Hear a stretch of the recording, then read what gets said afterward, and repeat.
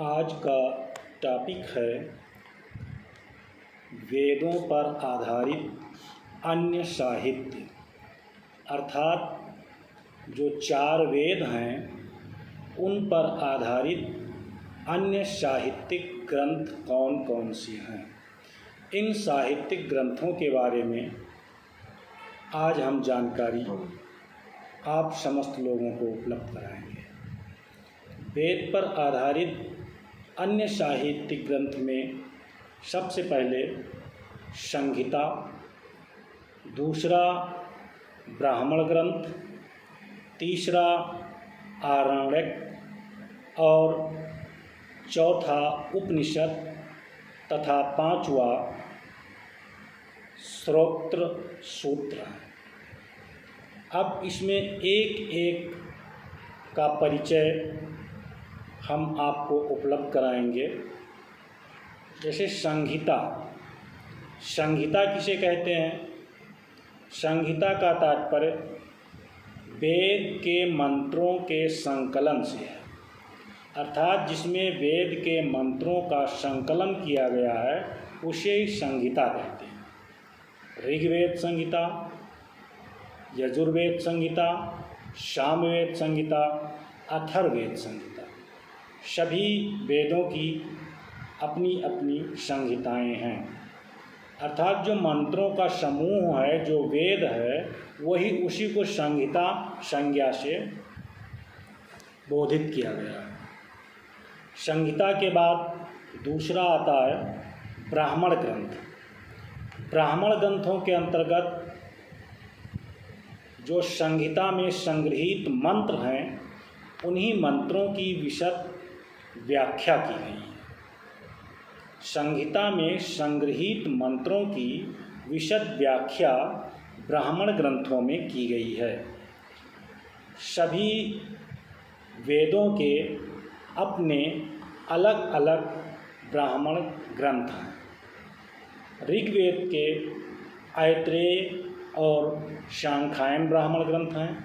इसी प्रकार से यजुर्वेद, सामवेद और अथर्ववेद के अपने अपने ब्राह्मण ग्रंथ हैं। ब्राह्मण ग्रंथ के बाद जो तीसरा साहित्य है जिसे आरण्यक के नाम से जाना जाता है। आरण्यक के अंतर्गत उपनिषद के पूर्व के विषयों का वर्णन है, अर्थात जिन तत्वों का उल्लेख उपनिषद में किया गया है, आरण्यक उसकी प्रारंभिक अवस्था है। उपनिषद में जो तत्व दर्शन का चिंतन किया गया है, आत्म तत्व का चिंतन किया गया है, तो आरण्यक में इससे पूर्व की अवस्था का चिंतन किया गया है। आरण्यक समाज से दूर, भीड़ से दूर अरण्य में इसका पठन पाठन होता था, इसलिए इसकी संज्ञा आरण्यक दी गई है। आरण्यक के उपरांत उपनिषद आता है। उपनिषद के अंतर्गत आत्म तत्व का विस्तृत वर्णन किया गया है। आत्मा और परमात्मा के संबंध का, आत्म और परमात्म तत्व का विशद वर्णन किया गया है। प्रत्येक वेद के अपने अपने उपनिषद हैं। उपनिषदों की विस्तृत व्याख्या अलग से की जाएगी। उपनिषद वेद साहित्य के अत्यधिक महत्वपूर्ण अंग हैं। ये एक तरह से वैदिक साहित्य का निष्कर्ष है। इसमें अध्यात्म का बहुत गहराई के साथ उल्लेख किया गया है। अब उपनिषद के उपरांत सूत्र आते हैं। सूत्र में 3 प्रकार के सूत्रों का उल्लेख किया गया है। पहला सूत्र है गृह सूत्र। गृह सूत्र के अंतर्गत गृहस्थ जीवन के नियमों का उल्लेख किया गया है। किस प्रकार से गृहस्थ जीवन व्यतीत किया जाए, यह गृह सूत्र के का विषय है। गृह सूत्र के अंतर्गत इसका वर्णन किया गया है। गृह सूत्र के अतिरिक्त 2 सूत्र और हैं। श्रौत सूत्र। श्रौत सूत्र के अंतर्गत बड़े बड़े यज्ञों का उल्लेख किया गया है। यज्ञ के नियमों का उल्लेख किया गया है कि यज्ञ किस प्रकार से यज्ञ का विधान किया जाए, कितने दिनों तक यज्ञ चलेगा, इसका उल्लेख श्रौत सूत्र के अंतर्गत किया गया है।